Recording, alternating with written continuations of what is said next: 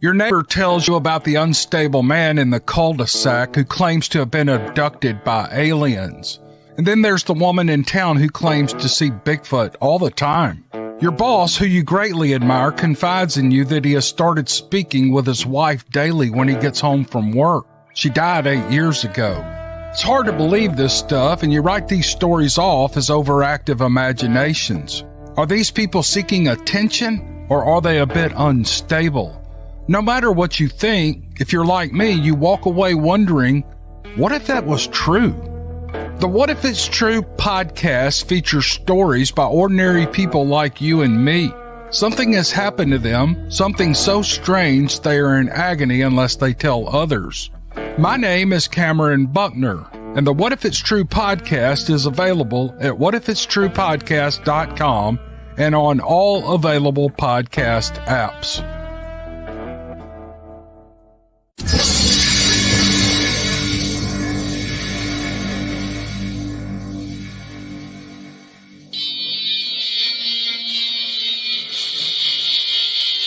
Welcome to Beast TV.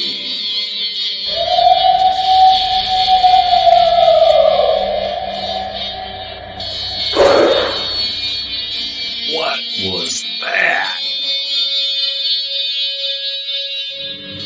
You better get a fresh dip and buckle up.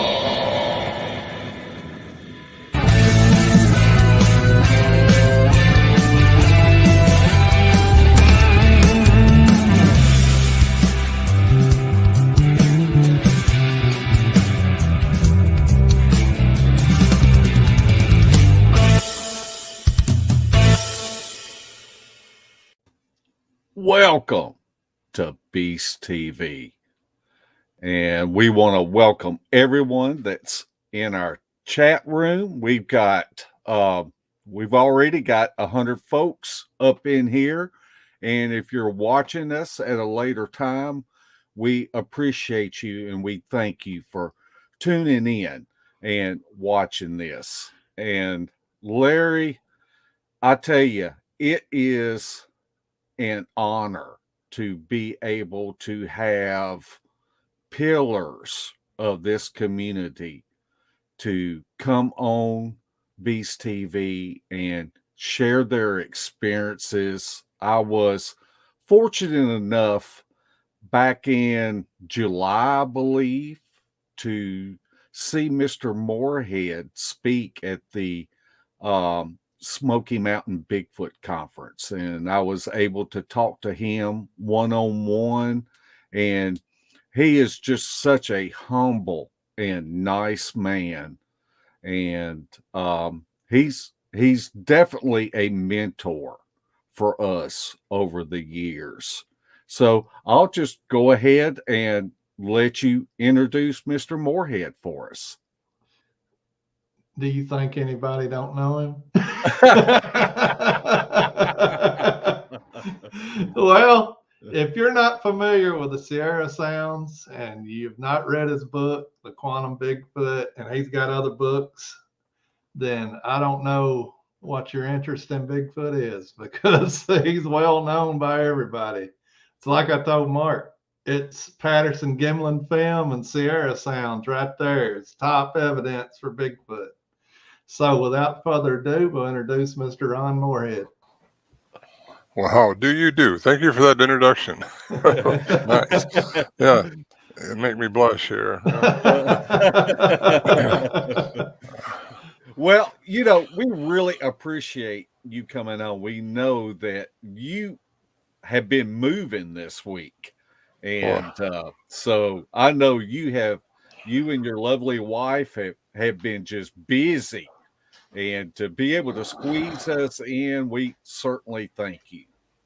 Yeah. Well, thanks for having me. Yeah, this is what I love to do. I'm at the age now where I just hope that something I can say makes a difference, and that's what I'm here for. And yeah, we've been moving. We moved from Pacific Northwest all the way here to North Carolina, and just bought a home, just moved in it, and don't have my Wi-Fi yet.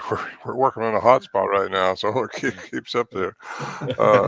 But it's been a challenge. I tell you, we sold pretty much everything out in the Northwest and in Washington State, and just trotted out here and been out here now about 6 weeks. So, but just got moved in a couple days ago into this house we bought. So things are a lot different out here. A lot different. Better different. Yeah. Yeah. But usually the West Coast, is a 3 hours difference in time, and I'm on at 6 o'clock instead of 9 o'clock, so that makes a little difference. I usually go to bed about now. I'll stay awake for you guys. Do my best. My wife, she gives me a power drink here, and that kind of alerts me a little bit. I hope. We'll see. Well, Ron, tell us what happened to you in 1971 that compelled you to search for answers on this 50-year journey that you've been on. Yeah. Well, I was invited to go by himself again because he got scared off. One of the hunters, hunting camp, and the Johnson brothers actually had been visiting that camp since 1958, but this weird presence happened to them. They didn't know what it was. At first, they thought it might have been a bear, but then they realized that bears don't make sounds like that, and bears don't leave footprints like that when they went outside. So anyway, they came back and told the other hunters, and the other hunter goes, well, it has to be a bear or something, these guys. But they're all reputable, kind of business-minded people. They're smart guys, and not to be given to just any kind of folly. So anyway, they all went back up and they experienced this again. But one of the guys got freaked out so bad, he left a note for the next guys next morning and said, goodbye, I'm out of here. And he hadn't been back since, and I know of, to spend the night anyway. And anyway, he came out and told the women, the wives, that what the Johnson brothers just said was true. There's some kind of a monster up there. So not knowing what we're dealing with, Bigfoot was not on anybody's radar, nobody, including mine. But he wanted me to go back with him because he wouldn't go back by himself to check out on the guys because they weren't back when they're supposed to be back. So I got involved that way, and I became a hunter after that. Joined the group. I was with the group. I was friends with them all, so they knew me anyway. And that's how I got started, experiencing these sounds, and we started recording them, going back with tape recorder, cassette tape recorder is all we had, and we just started having these encounters and recording them. We thought it was kind of unusual, but we didn't realize just how unusual it was until nowadays when people acknowledge me, like you guys just acknowledged me. I appreciate that a lot, but I just happened to be in the right spot, doing the right thing with the right people, and just like Bob Gillen was, with Roger Patterson, just happened to be there, and we get this notoriety, but the experiences are something else when you experience it like we did. We was encountering these things several times up there in the mountains, 8,500 feet elevation in the Sierra Nevada mountains of California, between Tahoe and Yosemite, and it's about 8 miles into the wilderness from where you can drive to. So we would drive, and if we walked in, the only time you'd walk in is when you already had your supplies there. We pack those in on horses and mules and leave them there in barrels, and that way when we did have a chance to break loose and get up there, we'll break up there and we'd have our sleeping bags already. We'd have to pack all that stuff in and out and have food up there and all that. So it worked out pretty good for a long time until 2015. The camp was tore down. It was getting kind of a bad snow load anyway, and just a group of trees and grown in a circle and deadfall laid up against some cable that was wrapped around them, and that was our shelter. And that's what we thought protected us up there.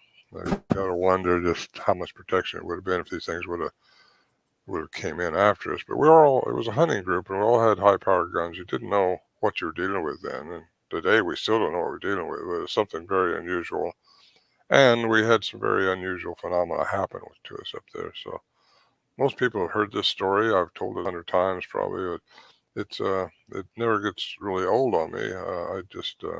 I'm glad I can do it because the events that happen to us up there is what's I think important, because it takes us out of just the ape in the woods theory, which most people seem to want to believe that's all they are, just an unidentified ape. And who knows, maybe that's what they are, but there's some things going on with them and about them and around them that just isn't answerable by classical science.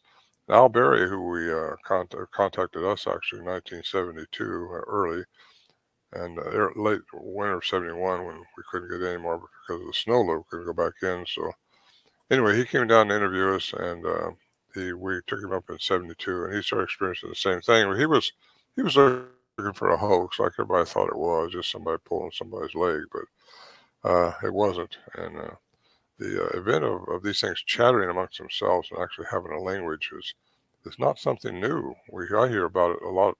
Different people say, I heard the same type of talk that you got recorded. And you got all the way back to Albert Ostman, who was supposedly in 1924 was kidnapped by a Bigfoot up in Canada in Toba Inlet. And he said in his report to John Green, which interviewed him later on, and that's in a book, Man Like Apes Among Us. Yeah. And he said that they were chattering amongst themselves. There was a female, a female, and two adolescents, a male and female adolescents. And he didn't know what it was for. He didn't know what he was in for. But he was there for 6 days, held captive in this kind of a bowl. Like I went up there in 1996 with Peter Byrne and Al Berry and explored the Toba Inlet and my plane, and we flew over it. I flew over it for a solid day, just trying to find the bowl. We had a helicopter on standby in Campbell River. We was going to get helicoptered in had we have found the bowl. But we come to the conclusion that he was really not in Toba Inlet like he thought he was. I think when he was interviewed in 1950s by John Green, I think probably that he was mistaken on what inlet he went into because it just didn't add up. We dropped down to 1,000 feet in my plane and still couldn't see what he said he saw at 1,000 feet above the sea level.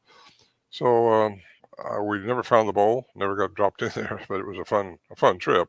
Just one of many trips that I've taken around the world. I've been in Siberia and Nepal and all over looking for answers to some of the stuff. But Al Berry, getting back to him right quick, he said, whatever you do, stay with science when you talk. He had a master's degree in science. He says, stay with science. Don't talk about the strange stuff that's going on up here. I mean, the lights, the sounds that we couldn't identify the source of. And I don't mean the Bigfoot sounds. I mean tuning forks, big humming sounds, metallic sounds, things that you couldn't put a finger on. It just shows you. My last trip up there in 2018 with David Paulides, who did the 411 series, Missing the Hunted. 411, the Missing Hunted, something like that.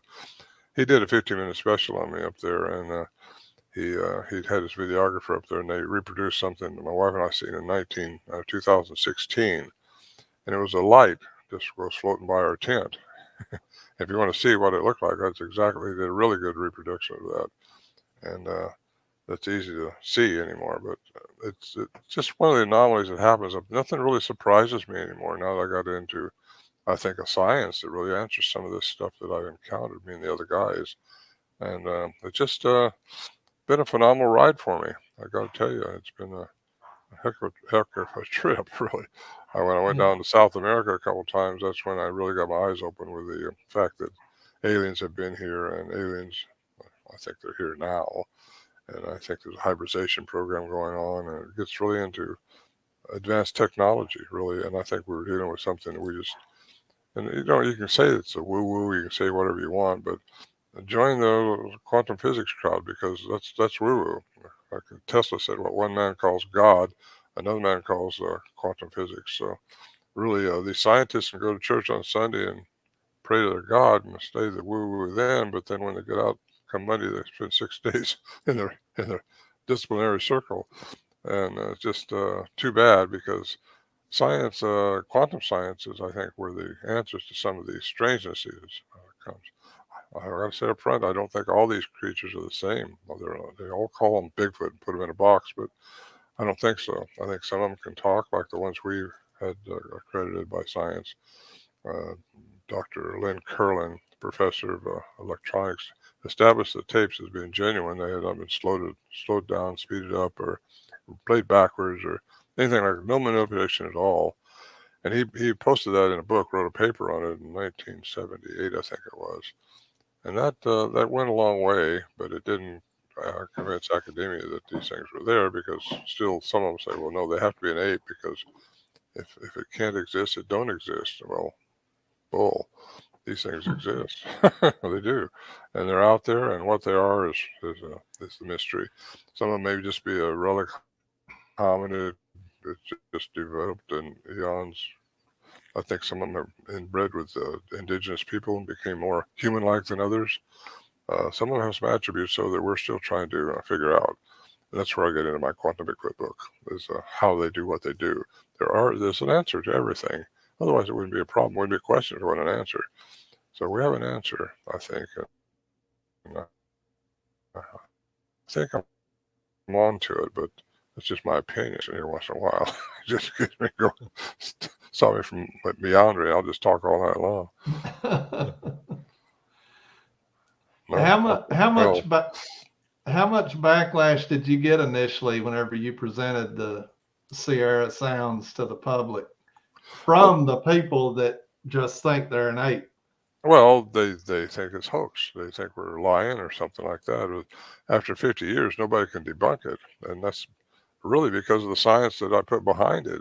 Al Berry started this with the year-long study at the University of Wyoming that established the sounds as being credible. The tapes were credible. No 60-cycle hum, no speed up. I said that. No slowing down, no manipulation at all.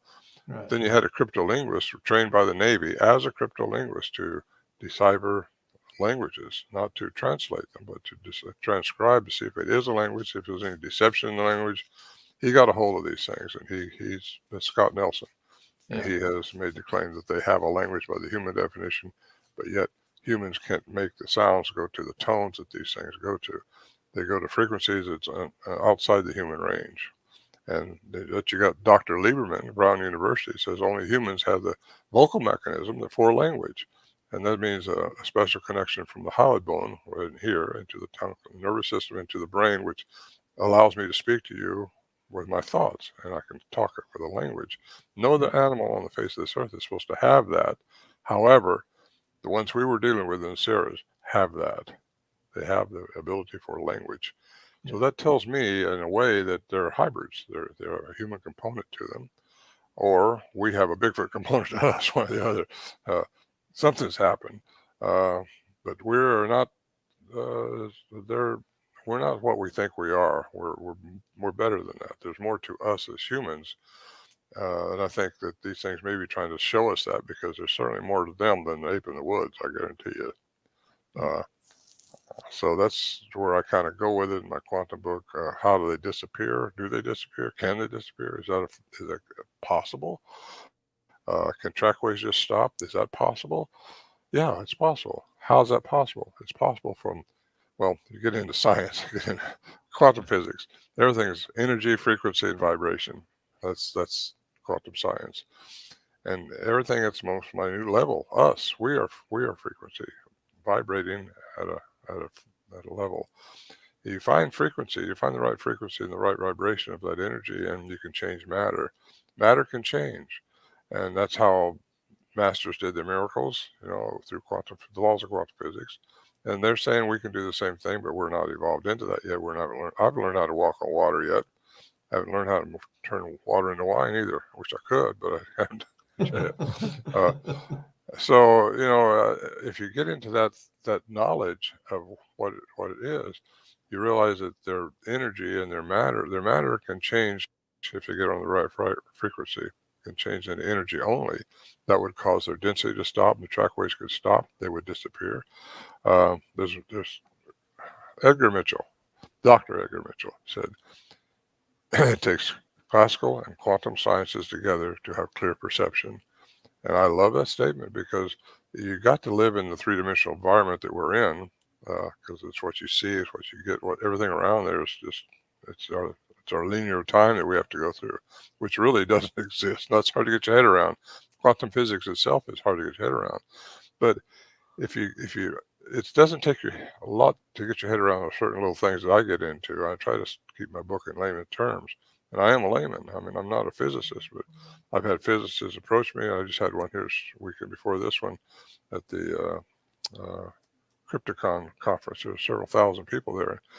And I had some professionals, PhDs, come up to me and compliment me on it because there's something going on there. And they know.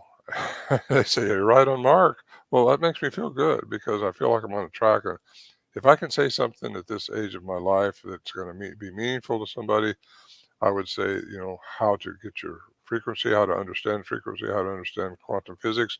You may get a little bit better handle on some of the anomalies that seem to be associated with these beings that called Bigfoot, Sasquatch. They're just unique, very unique. Well, you sent us some clips from the Sahara vocalizations. And let's see, this first one, you have titled it Rapid Fire Sequence. Before we play it, why don't you give us the backstory on this one clip? Yeah. That was recorded by Al Berry in 1972. The one you're going to hear is because it's very clear. We were all recording, but his was the best. He's the one that had that study done at the University of Wyoming. So it's called Rapid Fire because they're talking so fast. These things talk very, very fast. And I think you're going to hear the one where them stepping on each other, a male and a female, according to one of the linguists we had listened to it. And she said that they were arguing. At the time, you don't know if they're arguing amongst themselves about something or if they were arguing over the salt and pepper for us. I don't know. Going to eat us or who's going to carry us away and what they're going to do. We don't know what they're doing. It's just a little bit concerning when you hear these. But after a while, you realize that they're not coming in that shelter after you. And even though you're sitting there with your guns in your hand, ready to blow your eardrums out if it did. But it didn't happen, and we kept interacting with them. And most people want to know why come we didn't get a picture. Well, we tried to get a picture. Believe me, we was trying to get a picture. We had lost 3 cameras, I think, up there. They got batted off trees, and we tried infrared bulbs, all kinds of things that we were trying, but never could get a picture. The only thing we could capture was their sounds, and that was why I'm here tonight with you guys. So go ahead and play that one. It's kind of unique. It's kind of, I think they made 1972. Okay, here we go.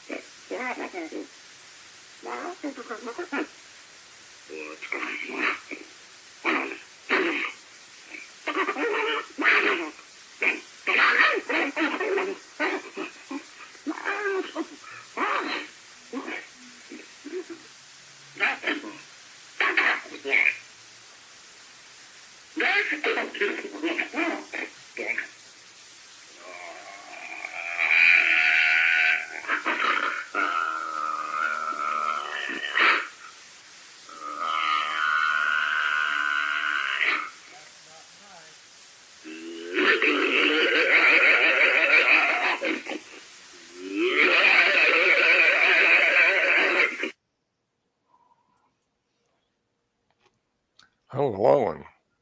Wow. Well, that wasn't that far away from us either. I got to tell you, right outside the shelter. And it sounds like they're holding the microphone, but they're not.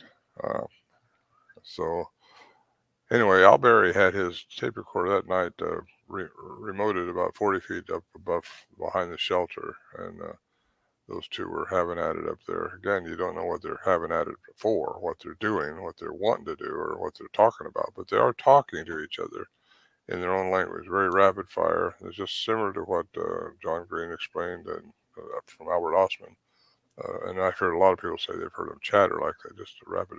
You hear them also toying with people. People think they hear their dog's name being called when their dog's all locked up at home when they're out in the forest. Stuff like that. They toy with you, and we didn't realize that at the time. We thought we're trying to learn more about them. I think they were trying to learn about us, why we're so stupid, because they were fooling us quite rapidly. Except a camera trap, have a thread up there to kind of trigger the camera between these trees where they've been coming in at night, and they go a different way, or they'll come knock the camera off. It's like they knew what you was doing.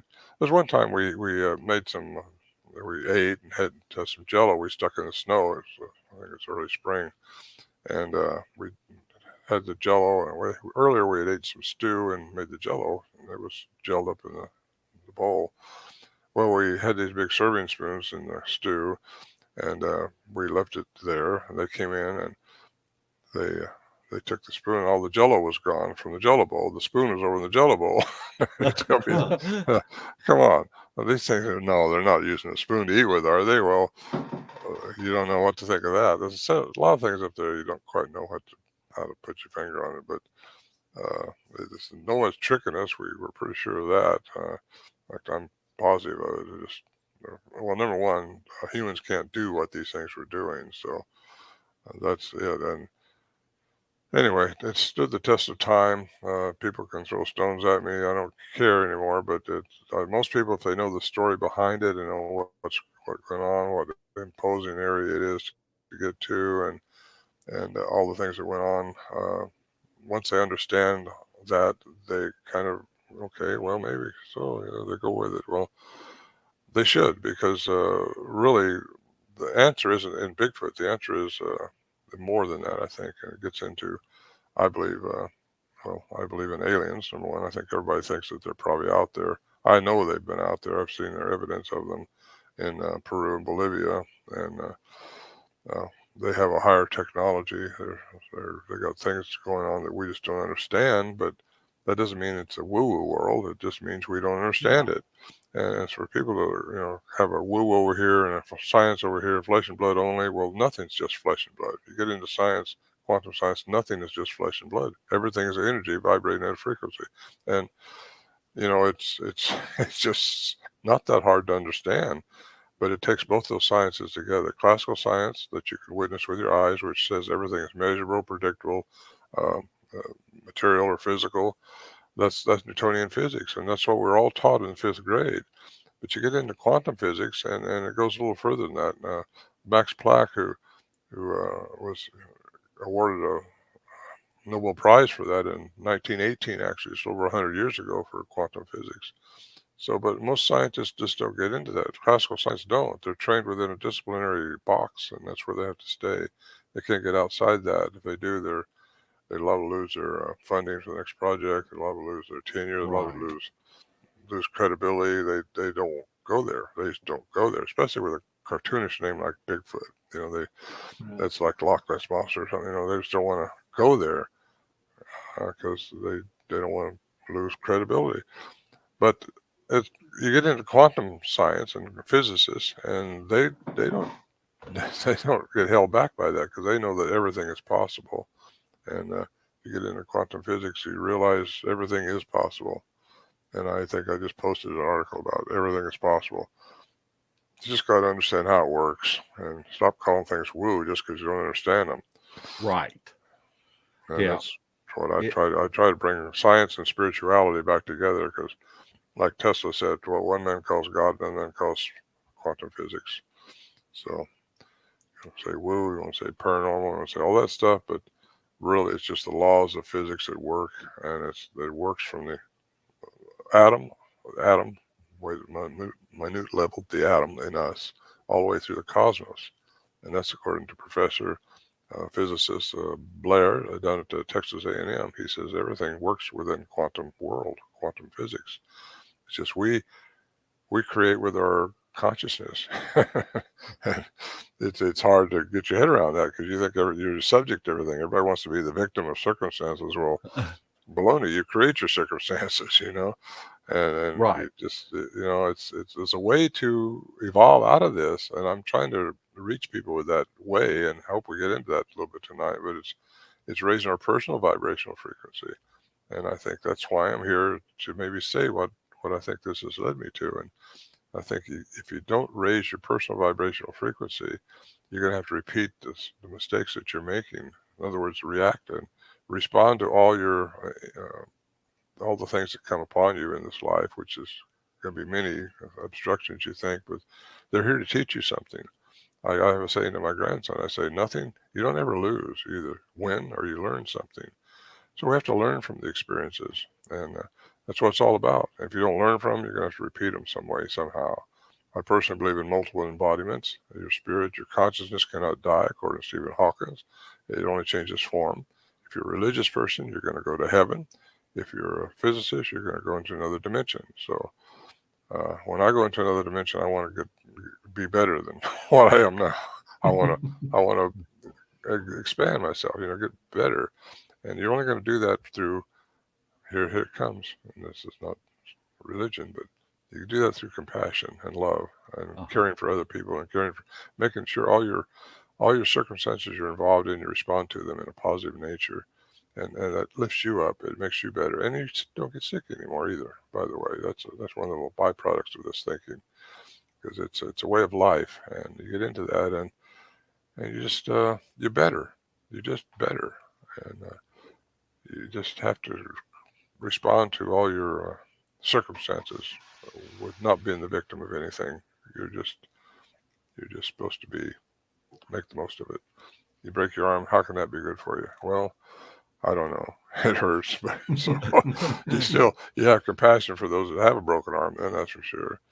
I had a tumor taken off my brain here a few years ago, and it messed up my balance and my hearing and a few other things. But I'm still alive and I'm upright, and I'm talking to you guys tonight. So that makes me compassion. I have compassion for these people that are a little slower now. I'm slower. I'm not looking for a faster horse anymore. I used to be always looking for a faster horse, Yeah. get me up that little faster or something. And I had a lot of excitement in my life, but I had 75 years of really good life. I got no complaints. I've just been a very fortunate person, and I'm still fortunate. But these last 4 years or so has taught me to care about other people who aren't as fortunate as I've been, and I just hope I can reach somebody with my message. That's what I'm after. Well, I think it's important that we don't set our own opinions into concrete, and that we are open-minded enough to listen to others, because that could be the piece of the puzzle that fits and brings all of this together for us. Mm. Mark, I think the same way, and I've had that position for years and years. I wouldn't degrade somebody for thinking the way they thought. I would listen to them, and so as way out as their story might be, I would just put it in my head, and I wouldn't complain. I just listen to them, and I think that's important. So many people, once they say, "Well, the trackway stopped," it had to be a hoax. They won't listen to it anymore. I know people that way, and they don't get into paying attention. When you get so many people from different walks of life saying the same thing, oh, the trackway disappeared. Well, that had happened to me. I mean, my daughter saw one of these things.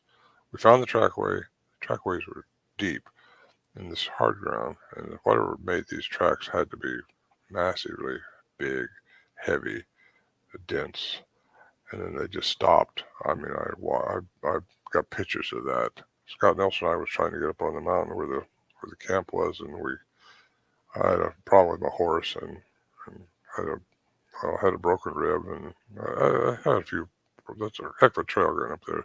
Anyway, we had to come back where my daughter was. She had set up a tent down below, and she saw one. And when we found the trackway the next day, I stumbled over and started looking for where that thing could have went, because the trackway just stopped. And I looked at trees, I looked for boulders, I looked for brush where it could have went, and it just stopped. And that kind of said, okay, well, these guys aren't all in the Looney Tunes, and I'm a Looney Tuner too. And then I've had other people, and in fact, that in that film, The Missing 411, The Hunted, right after my sequence on there, about 50 minutes long, there's a lady on there, and she says she saw one. She was bow hunting, and these kids over in school, maybe a mile or two away, was watching the UFO, but at the same time, she was watching something pixelated, like in The Predator, go from one tree to another. And that's the energy form in the fourth dimension, in my opinion, my quantum theory ideas here. But that's a good thing to watch. A lot of people say that they see them cloaking. Well, what are they seeing? Can that really happen? Well, yeah, it can. And I know some people personally that have seen this, and they're not flaky. They just, wow, how'd that happen? Well, we just need to understand how it can happen. It happens because of vibration. And I've had reports of people saying they saw them disappear. They don't want to tell you that till they know you got an open mind. And you said it earlier, Mark. You got to have an open mind.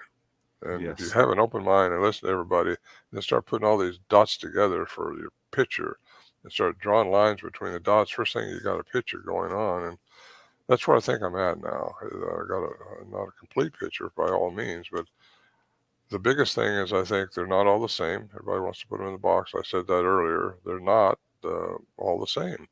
The Patterson-Gimlin film is a real film. That's a real creature on there, as far as I'm concerned, as far as the professionals go. In fact, Meldrum come out with it, Dr. Meldrum, and so did Munns. And I know these guys. They don't put their reputation out there for nothing. I mean, they got their heads out on a limb with that stuff because they're professionals.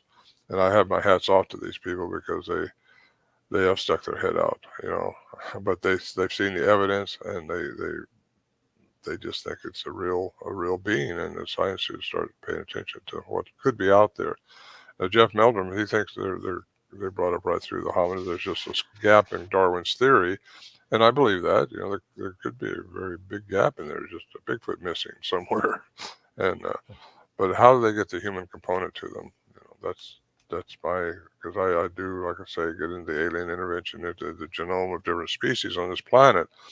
And when you get into that and understand how the DNA can be manipulated and through the higher technology, and we do that now with our technology, but these things, I think there's a hybridization program with different species on this planet, and that's where you're seeing the dog man, you're seeing a lot of crazy things out there. Some people are reporting. Don't write them off because it might be real. Now, if you go to their house, they got candles lit all the way around everywhere, and they're sitting there with a bunch of Bibles in their hand or something. Well, that doesn't mean they're crazy, but maybe something's happened to them. Just listen and go about your business and put it in the back of your head, and maybe it'll come up later when someone else says the same thing, and maybe when 2 or 3 or 4 other people say the same thing, then okay, maybe there's something to that. Because I had a guy years ago, high profile guy, a suit and tie guy, a company I was involved in. Once he knew what I was involved in, he's like, I got to tell you something. He pulled me over the corner and said, I seen one of these things disappear up above Anchorage, above Fairbanks in Alaska. And at the time, I said, oh, it can't be. That was years and years ago. So I kind of, okay, take your tie off, buddy. You're strange. You're a strange guy now. But anyway, I listened to him, and I didn't shut him off or nothing, but I did listen to him, and he swears up and down he saw it just walk through a portal or something. But now I've heard other people say that, and I know some people personally that have seen this happen. And so the science behind it is vibration frequency, and that's how things can do that. We only see within light's frequency, and that's 3 dimensions. We're in a 3D frequency, right? And there's 11 different dimensions according to physics. So when you get into that, and you realize there's so many other things out there that you don't see that exist, why shut it off? I mean, you got to have that for clear perception. You got to understand it a little bit, how it's working out there, because it works throughout the cosmos, not just here, but it is working here between us, between Bigfoot. Everything works within that law. And I've always thought that some kind of a law has to answer any kind of question that's out there. And this law here, I think, is quantum physics. So anyway, there. It's really interesting points that you're bringing up. And if you go back in time and you think about what scientists back then thought about dark matter and dark energy, and now scientists know that through physics that this isn't actually empty space, is how science once viewed this. And right. So for me, that's very interesting. Yeah, they thought it was just junk matter. Well, first of all, when you when you pass on, supposedly you go to the black hole or whatever it is. But according to Stephen Hawking, you come out in radiation matter, and I think my personal thought is that this dark matter that's out there is all the information that ever existed throughout time. And yeah, it's there. And science is just not getting a hold of what consciousness really is. Because that's what Darwinism doesn't teach you, is what is consciousness. Because consciousness doesn't die. It's our energy. It doesn't die. It just changes form. So what do? That's what leads me to think there's multiple embodiments that we might have. And whether it's on this earth or some other planet or whatever's going on, I don't know. I think we have choices. That's one thing we have. But I think this earth is unique to the humanoid species. And I don't think that's biblical, basically, too. But why don't they interfere more with us? I think they interfered with us up there. Not sure they were supposed to, but they did. And they are interfering with people. But everything has a choice, including Bigfoot. They have choices. They can do what they want to do. You get all the way back into, because I was brought up religiously. I'm not religious anymore, but we're all spiritual beings, like it or not. Something's gonna happen to you. And what happens, even Einstein wouldn't guess at that, but he knows something's gonna happen when you pass on. And that's what I call it now, passing on. You don't die, you just pass on. That kind of a little strange, but a lot of people celebrate that. I hope it's celebrated when I pass on, because it's going to be an adventure for me. I've had a lot of adventure in my life. That'll be the best adventure probably, where I understand, because I lost my daughter last year. Right. She was only 31 years old, and she had 3 children, and that can be a hard nut to swallow. But if you believe like I do, she's in a better place. I don't believe there's a burning hell somewhere. I ask myself sometimes, who's in charge of hell if there's a hell? No, negative's supposed to be. I think that when I get in my book, Quantum Physics, I say you can't serve 2 masters, 2 minds. You're either going to serve yourself and your ego and go like that, or you're going to serve the consciousness that we're all supposed to be part of, the universal consciousness, the light. Light beings is what created us. You get into biblical teachings, which I'm not a preacher, but well, maybe I am right now. God in the Bible is plural, Elohim, and that's plural. You get into Sanskrit, get all the way back into how things are really being written and interpreted and changed and all that. You find out that light beings is what's created us. We're hybrids. The troglodytes evolved, no doubt about it. They evolved. But what happened to them? DNA changed them. Something with high technology changed their DNA, made them in the image of what we are now. And that would have been the light beings, because they're the ultimate frequency, I guess you want to call it. So I think we're special. I think humans are special. I think we have to play out our karma. We have to respond to everything that we're going to respond to. We can't have interference, somebody telling us how to change, go this way or go that way.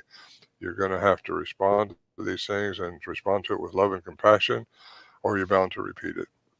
Right. And I think it's just very important that I think people understand that, and that's what a lot of the masters have taught in the ancient texts and ancient days. They're teaching that now. Again, I don't even go to church. I'm not a church person at all, because just not that I disbelieve in it, but I disbelieve in it. Most of it anyway. No, it's a circle. I've been in that all my life, and I'm just. I think I've tried to talk to people in church groups with about this Bigfoot thing, and they're out there like this with their arms crossed, like they're full of shit. So I stopped that, because they're caught in a trap, and they've been brainwashed, I think. And until they get an open mind, you can't teach them anything or suggest anything to them, because if you got a closed mind, you gotta have an open mind. But like I say, people don't have it so open that your brains will fall out. You just have to be a little tactical about all that. Listen to people. You said it earlier, Mark. Listen to people when they tell you something, because it might be true. And I like the introduction you had, that pre-recorded thing that you play. What if those stories are true? Oh boy, you scared me. Now, anyway. Now, you shared with us another clip um, from the Saharas, and it is called Anguish. You titled it Anguish. Can you give us the backstory on this and what you might have learned from Scott Nelson? Well, Scott, I'm not sure what he said about that, other than it's kind of distressed a little bit. I think it is, if I remember this one right. But it's just a recording. We got hours of this stuff. Just we only got certain amounts of it that we've turned loose of, because why? You don't know what they're saying until somebody can actually decipher and translate into words what they're saying. Now, Scott has said, well, they have names. He knows that. When they finish their talking, they can actually talk backwards, not backwards, but through an inhale, and it's not just an exhale. And he's got things like that he knows, but what they're saying you don't know. I wondered that for years. English is another one. Well, let's listen to it and see. Okay. Sounds like he's in English.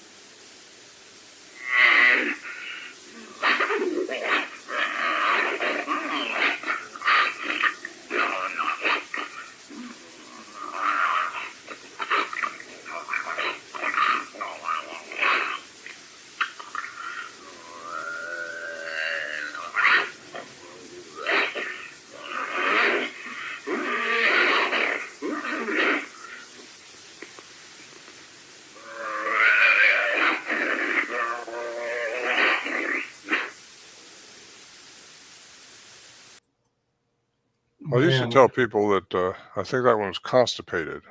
I don't know. Who knows? It reminded me of a fight scene from a 1970 Kung Fu movie.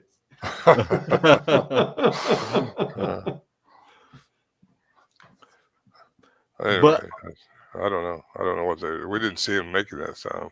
Just got it recorded. What went through y'all's minds and the conversations that you had between yourselves whenever y'all were hearing this? Again, we didn't think of it any more than just some kind of an ape out there in the woods that's very unique, and we didn't know what to think. We had our guns right next to us because, again, you don't know what kind of animal you're dealing with, if they're friendly or not, or what. In the winter of '71, that's when Warren Johnson, the leader of our group, he's passed away now, but he wrote a 23-page letter to Ivan Sanderson, cryptozoologist, who's also gone now.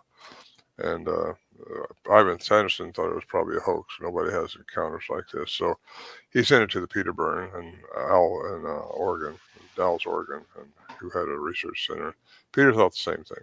And I've talked to Peter. I know Peter. Peter's still alive today. He's 95, I think, something like that. And in Pacific City. But Peter thought it was probably a hoax, but he knew Al Berry, and Al Berry's a smart guy, by the way, Al Berry. And he sent it down to Al and said, if you want to talk to these guys and see what's going on, he says, we think it's probably somebody pulling our legs, but we want to go check it out. So Al lived in California, up in Redding, and he came down and interviewed us. And so he got invited in '72, looking for a hoax, which we didn't know at the time, because we knew what we're dealing with. But once you get in there and know the imposing trail it takes to get there, it kind of makes you think, whoa, who could be doing this and how'd they do it? Because he was looking at everything. He was going through our packs. I didn't know all this until he told me years later. He was trying to find who could be pulling this off, because nobody can do things like this and not leave some kind of a sign other than their big tracks and their sounds, and that's all they left us with. But that was enough to get this going today and lead me into what I think now. and what I'm alluding to, and that's the alien stuff. But what was going through our minds at the time was, again, not fear anymore, because they hadn't charged in at us. And this went on all the way from 71 through 76, I think it was. My biggest night is when I saw one in 74, and that's when I saw the samurai making this cry up behind me. There was three, we think an adolescent and a female down below, and then I seen one going right through the trees, and that was exciting because you finally saw what was making the sound. Because I've always had so many people say, well, if you don't see what made the sound, you don't know what made the sound. Could have been a guy out there. Oh, sure. Get up there where we are. And, sometimes the sounds would be there when it's freezing cold out there. These things are still there. And no, nobody's playing with us. It was real. So was it going through our head? Do we have to shoot our way out, or are we going to be okay? Well, after a while, you think you're going to be okay. So one time, just Warren and I were up there, and we heard one of these things mouthing off outside the shelter like they do. And we thought, well, if we jump outside the doorway right quick, we're just a log wedged between these two trees like this. That's our door. And we thought, we'll jump out right quick. We'll see it run away. Bright moonlit night. And 8,400 feet, you can almost read a newspaper at 8,400 feet. By the way, it's called Sierra Nevada Mountains. It's the Sierra Nevada Mountains of California. But on a bright moonlit night, it's bright. We get out there, we start walking towards this tree where this thing had to be. We thought, we're going to see this run away. It wasn't nothing running away. Got a little closer and closer. Still nothing running away. All of a sudden, we just got blocked like a force field.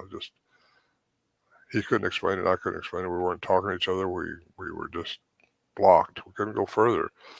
And we could only go back. And he turned to me and he said, I don't know about you, but I can't go any further. I said, I can't either. And I can't explain it other than this force field, like Star Trek or something.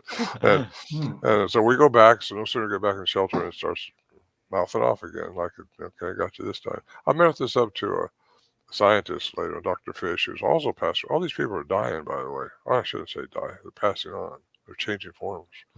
But he said, I don't want to hear about your fear. I said, well, I'm sorry, but we weren't afraid then. We wouldn't be walking up towards these things. We were afraid. We weren't afraid because they hadn't eaten us yet. They hadn't been throwing rocks at us, nothing like that. They could have had us anytime they wanted to while we're sitting around our campfire. But they never did threaten us in that respect, in that regard. So anyway, he said, well, it has to be either pheromones or infrasound that affected you like that. So we know that pheromones only work within the same species. So at the time, I thought, well, it must be infrasound. Infrasound does affect people. Large animals use infrasound all the time, but you don't hear it, but you feel it. And lions use it. Elephants use it to contact other elephants over long distances. Giraffes use it. Large animals use it. And so that made sense to me. So I've always gone kind of, well, it must have been infrasound that did that to us. I don't know. Today, I don't know. It happened to me another time up there in the woods when I wasn't even thinking about Bigfoot. I just walked along and all of a sudden I got froze. Like, whoa. It's like something comes over you. I've had other people explain to me the same thing, same sensation. And, classical science, again, won't explain your feelings and your emotions. And how do they explain telepathy? Nothing can explain those things and our consciousness and all that. But there's more going on to Bigfoot than just an ape in the woods. There's more going on with humans than just humans. There's more going on with us. I mean, we're human beings, and there's a lot more to us than we give ourselves credit for, and we just have to evolve into it more. There's other things happened up there too that just weird lights. I saw a UFO one time, and all this was happening at the same time the Bigfoots were interacting with us. And we call them Bigfoot, but they're really just an unknown hominid of some type. I think we could get away from the name Bigfoot, which we don't seem to be able to. Even my books are called that, but it gives the cartoonish sound to it all, and it keeps serious people away from you. And when I give my presentation at these conferences and stuff, I try to walk people through it with my PowerPoint program, step at a time, and quote these doctors and physicists and these people of variety, because unless you got a PhD behind your name, a lot of people won't listen to you.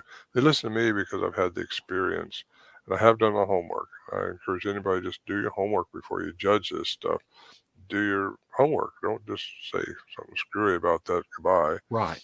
And that's what a lot of people have done. For a long time, we didn't talk about that.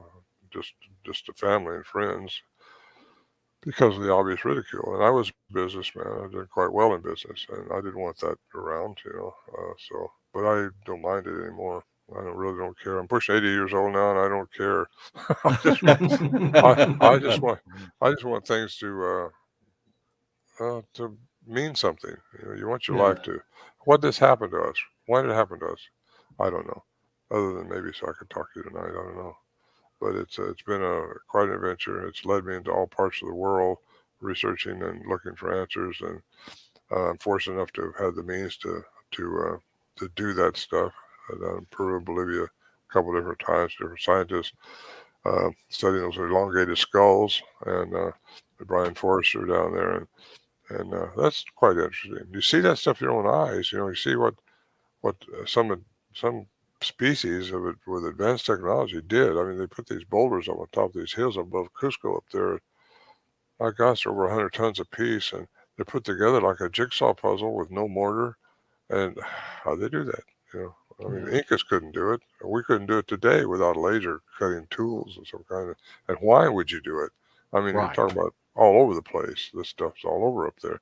But those elongated skulls was what really took me down there to start with, because I wanted to see if they had anything to do with the reported sagittal crest on these Bigfoots that a lot of people report. The conical head. Those pre-Inca people, we call them Paracas people, they only had one solid parietal bone. They didn't have a suture going here like we do. We got a suture going through with two parietals, one on each side, and the two little pinholes in the back of the head. And you see that stuff, and people say, "Oh, that's the Incas, cradle board in there." You go, well, yeah, the Incas did do that, but they were doing it trying to get the same attributes that these pre-Inca people had. I've been around Lake Titicaca. I've been in Bolivia to look at this stuff, and you just see, wow, okay, aliens have been here. Yeah, there's one for you. That's not an elongated skull, but that's unique. It only had 11 ribs, and that's a baby mummified there on the side of it there. That was not in Paracas. That was another spot. And so yeah, that's the kind of stuff you see down there.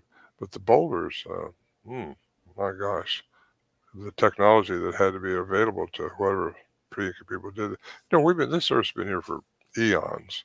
I'm talking about eons, and hominids have been here for eons. The troglodytes evolved, sure, but what has happened? I think aliens have been coming here for eons, and they have. There's another cute little guy, huh? Yeah, that's weird. There's a lot of weird stuff down there. But aliens have been messing around with the genome, I think, of different species. Again, I said that earlier, but I like to say it again because I think that's where a lot of these. Well, you've all heard of the Skinwalker Ranch, haven't you? Right. Yeah. Well, that'll open your eyes. Could that really be? Are there really portals? Yeah, NASA studies portals all the time. That's a fact. There are portals out there. Just what they do. What's going on? Things are going on that we just don't see with these three-dimensional eyes. A cat's eye can see more than we can. And our camera's lens will see more than we can with our eyes. And yet you have every once in a while you'll see people report seeing ghosts. Well, I think that's people that have passed on and just their vibrational frequency hadn't got high enough yet, and they're trying to make a choice whether to come back and correct it here or somewhere else. I don't know, but that's my thoughts anyway. I got a lot of thoughts. But that's good. Well, I talk too fast. I should talk slower like you do. I truly get excited about this stuff because it is exciting, and it's very, very interesting. It's not something boring to me at all. When you realize some people, though, they won't go there. Their head just won't go there. Period. This is it. That's it. Goodbye. And they won't even entertain something like I'm talking about now. Yet they don't want to because it makes them think. They don't want to think. And I don't know. It's a challenge for me because, again, trying to figure out how one time we was on the shelter, we thought we thought our camp was being tore apart up there. We look out there, we thought the barrels that we packed in on mules and all the food that we had in was being strung out everywhere. And you look out there and nothing's changed. Well, they make you think that they disappeared. They make you think this happened. Well, they had to make us all think that or hear that. Now, is that what happened, or were we hearing into another dimension? What, I don't know, but it's strange, and it's an experience that I had. And there has to be a reason I had that experience, and how I'm responding to it is so important, I think, now. And that's what I want to get to right there, is responding to your things that come upon you properly. So okay. We've got another spectrogram of one of your audio clips, and it is entitled Samurai, RT Samurai. Mm-hmm. And we'll go ahead and play that one now. Okay. Let me explain it to you.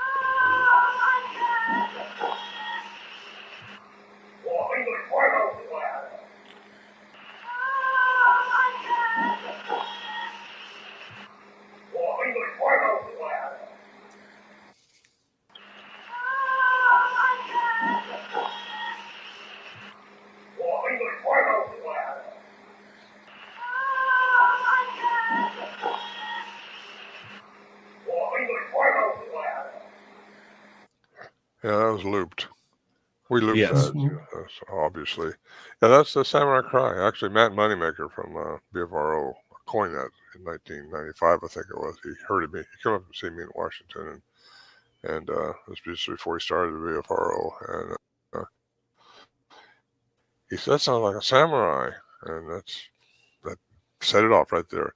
And he put it on the BFRO site. And that's how actually Scott Nelson got a hold of it. He heard that, and he wanted to hear more. And that's when he came out all the way from Missouri to interview myself and Al Berry and find out the context of some of these sounds, and wanted to study them himself, see if it was a language like he thought it was. And sure enough, he did, and it is. But that Samurai Cry, I saw one. I saw it running down through the trees. That was behind me, just over to my right a little bit. And the other two, I think, was an adolescent, which I got recorded too. And we think the female, the mother. I think sometimes these younger ones are just getting a little bold. Either that, or the adults are training them to play with us. I don't know. But I have my theories on that. And I think that the young ones have to be taught to live in this environment, or to mess with us in this environment with what they are able to do.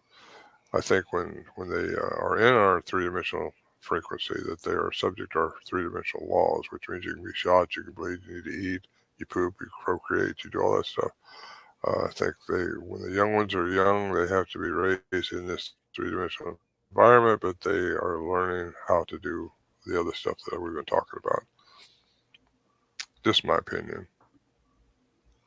I tell you, that you night look was at Friday night. But wait a second. That night is the first night they started interacting with us while we were outside the shelter. That's why I got to see it. Because up till then, they just messed around with us while we were inside the shelter. And it's like me and one other guy was in there, Bill, my friend Bill. We were packers with mules and horses, and we packed supplies in, and we were there that night. And these things were there before we got there. We know that from what we saw the next morning. I wrote about that in my book, Voices in the Wilderness. And it's just a really unique story, because I think they watched us come in. I think they knew where we were going, and they got there before we did. And there's signs that show that. They'd actually twist off some big alders and put up on the shelter, which was fresh. And the ones we had used earlier were dried up. And we saw a big track that had been made before we got there around our shelter. Anyway, that's what I was going to say about that. 3 of them that night, we believe. And there's times when we found an 18-inch track with a 9-inch track in the snow, and you just don't fake those things very easy. I don't think you can fake them. There's no other feeder around them. Who made it? The pogo sticked in there? Anyway. And I think that you've really got to rely on the science of this. And you look at it on the spectrogram, and you can say what you think it is or what you don't think it is. But one thing that science will prove, that this is not a frequency signature of a human. So you can definitely eliminate the human factor out of this, because it would, and that was, I don't know that much about what scientists knew about frequency signatures back in the 70s, but y'all probably didn't know anything, and how you could fool, science with this. But it's definitely not human. Right. We didn't have a clue. We didn't. We were actually started having fun with it up there, going up there on these things. We were just hoping they'd come around, because they didn't come around each time, but a lot of times they did. And I think 72 and 74 was the big years when they came around a lot. And we shot a bear in camp in 1976 when one of them was yelling at us, and not the bear, but a Bigfoot up behind our shelter. And we heard the bear tearing our stuff up, and we have these nice packs that we pack our stuff in. And we heard one of those ripping, and we thought, that's too much. That's personal now. The apples are one thing, but tearing the pack, that's another thing. So we went out there, and it was the bear. So we tried to run it off, and it would kept coming back. We'd go back in. And the third time we went out, we took our rifles. Bill did, and the bear didn't run off that time, and he actually stood up and kind of he's testing us, but it was bad for him that night. Ooh. So anyway, we well, that's another story, but it's something I wish hadn't happened, but it did, and I think we had to shoot him. We just shoot him from just a few feet away.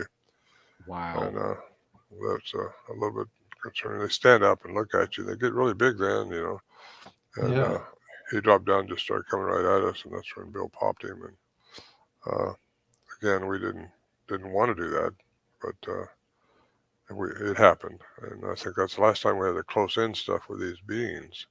Now we've had things happening up there, and we've heard them from distances, but they haven't done the close-in stuff like they used to. And again, I haven't been back up there since 2018 when I was up with David Pilates and his videographer doing that filming. And I'm glad I took him up there, because he's the only one I've ever taken up there. A lot of people have asked me to tell them where the camp is, take them in there. I've been offered a lot of money to do that, and I won't do it, because the Johnson heirs, Warren Johnson's sons and his grandsons, they still go up there once a year, or at least they used to, and hunt that area, because it's a really pristine area. And I told them I won't reveal the location, so I won't. But I had a guy coming down on me just a few days ago, because he said, "Hey, it's Forestry Service. Tell me where it's at. I want to go up there, and I won't bother anything." I said, "No, I'm not going to do it." So you can go to the forest wherever you want to, but I have the choice. I'm not going to tell you. So I'm not sure if I told them if they could find it. If you watch that film, there's a 1-minute section in there that shows the trip in, and I tell you, it's an opposing trail, and we took 7 animals in there, pack animals and all, to get in there with that filming. So much to take in. I got pictures of all that stuff, and it's just something else. But the Samurai Cry that night was like a thrilling night. I was interacting with him for quite a while. That's when I was yelling back and forth, and I think you got another clip of that somewhere. But they whistle through their vocal mechanism, not through the whistle, not through the lips like we do. So you'll hear that one too. I think I sent you a whistle, didn't I? Yes, sir. We can play that. Let me ask a question real quick, just to clarify. You said from the point y'all shot the bear in camp that y'all didn't have any more close activity from that point through the years to this point. Right. Okay. That's right. And again, I don't really. Who knows why? But it just that maybe they just lost interest in us. Maybe they went back in a UFO or something. I don't know. I don't know. But something strange still happens up there. Like I say, in 2016, my last vocal that I heard, didn't get it recorded, but I heard it was in 2011, and that wasn't close, but one was close. I was by myself, which is a no-no up there, just because it's a little spooky, even though you think you got that all under control, but your fear can grab you if you're not careful. I wasn't. Well, anyway, I had a guy scheduled to go up there with me, one of the heirs of the original group, and he backed out the last minute. And Scott Nelson and I had been up there 3 times that summer. He was trying to capture some corroborative sounds, and it never happened. A lot of times his batteries would be just totally dead, and Yeah. things like that happen up there. And anyway, I thought, well, I was in good shape. We'd been up there 3 times and walked in. Actually, Scott and I did this a couple times, and you get pretty good shape when you do that stuff. And so I walked in by myself and set up this little tent.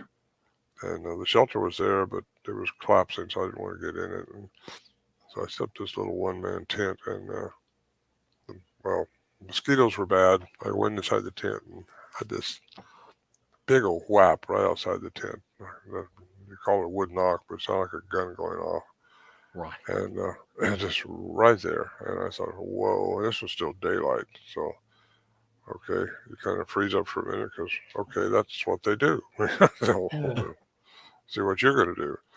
And that's what they do a lot. They make these sounds and do different things to see what your reaction is going to be. So I waited for a few minutes. I went outside, and the mosquitoes were so bad. That's why I got inside the tent anyway in the daytime. I started shoving the mosquitoes away and started trying to talk to her. I said, I really want to know more about you. Come out here, let me see you. I know they had to be right there someplace, and nothing.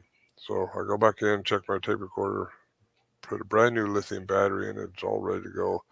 10 o'clock that night, it was dark then. I hear this chattering going on out there. Damn. Turn my tape recorder on. It was dead. Dead. And that's not right. That's just not right. And anyway, I hear something tromping right out there by their stove. And it's probably 15 feet away from me. A bipedal tromping. And that's a little concerning because I was just up there with a pea shooter, with a, I say pea shooter, a little 38 with a birdshot in it. That's to shoot a bear in the bud if they started coming too close, because that'll scare a black bear away generally. And I I listened to this thing, and whatever it was came up right next to my tent and just stood there. I never heard it walk away, but it left, obviously.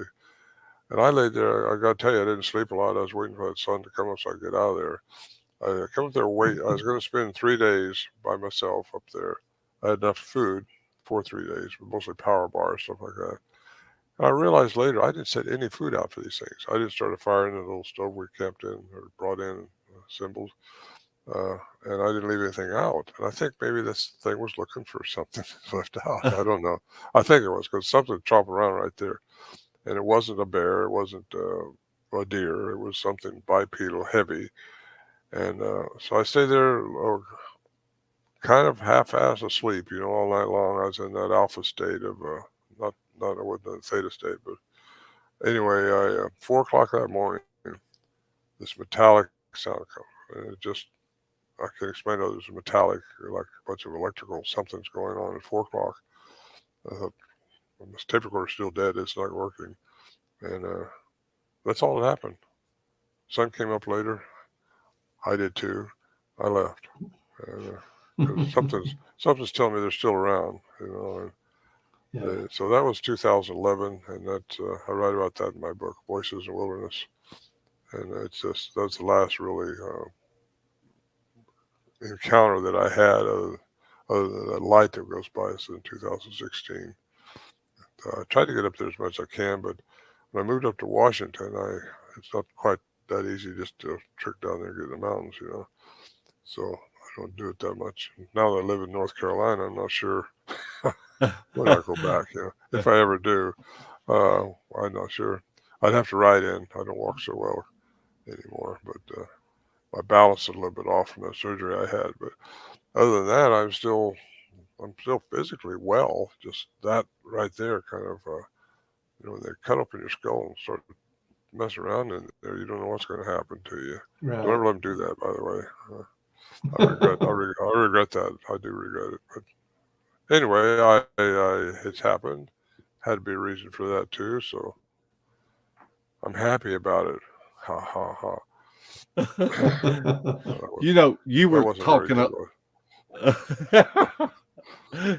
you were talking about the whistles, and we have heard Oh, yeah. whistles, and you have captured some whistles, and they're just really interesting to me whenever you're having an interaction with them and you're hearing these whistles. So I will go ahead and play this clip now.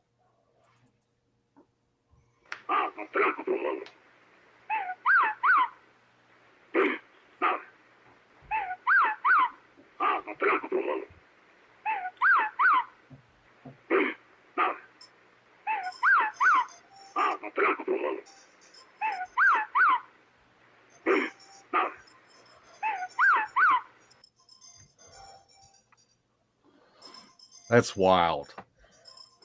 Yeah, That that's is. like I say, that's shown us through the studies that was done through the vocal mechanism, through their throat, not through their whistles. And Dr. Curlin shows a graph of that in. I'm sorry, you hear that phone ringing in the background?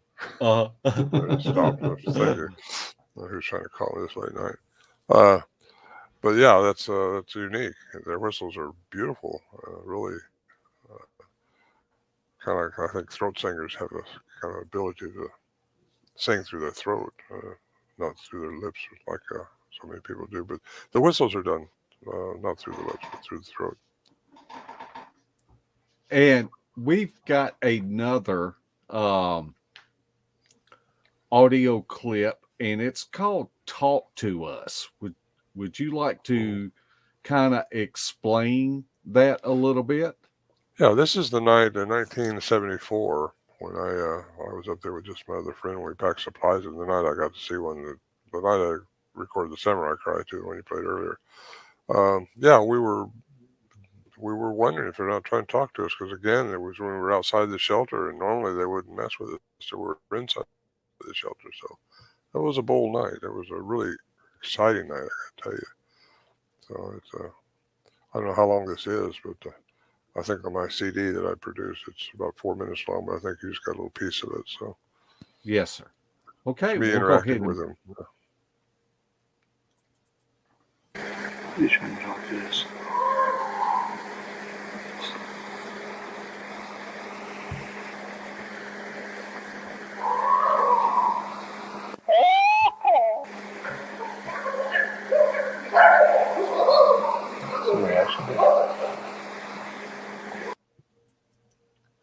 Yeah, that's just a piece of it, but it was a really, they were asking me some type of question later on. And I say a question, that's what the linguist thinks it was. It was a question because the inflection was so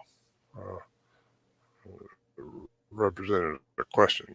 And it was, who knows what they were saying? I don't know, but they were trying to, according to the cryptolinguist, by the way, he's a two-time graduate of the language transcription school of foreign languages for the Navy.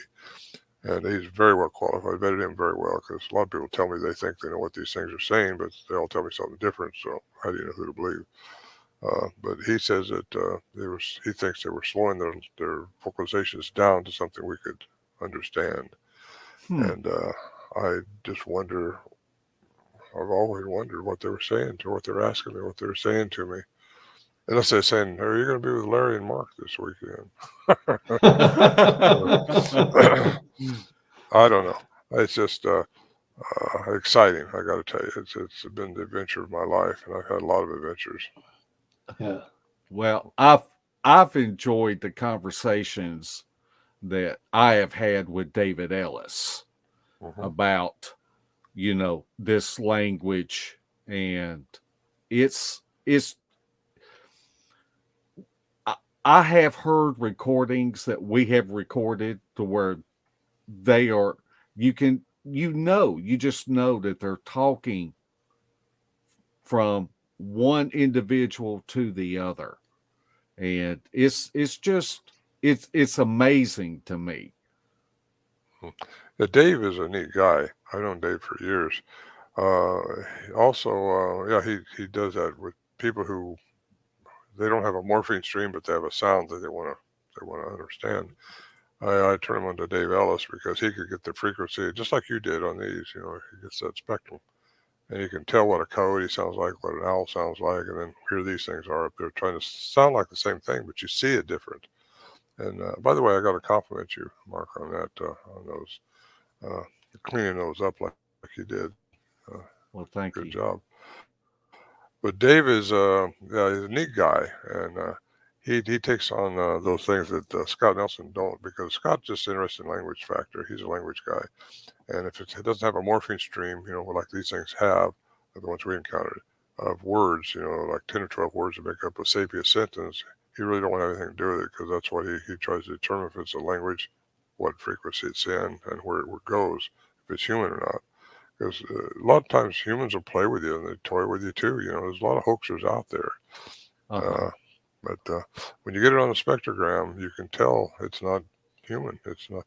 Another guy that did something is a Thinker Thunker. I don't know if you know who he is or not, but he did an analysis about 20 minutes on the sounds, and he's convinced. He said no human can make these sounds like that. He says there's 5 octaves in one tone. He said humans can't do that. They can only go 3.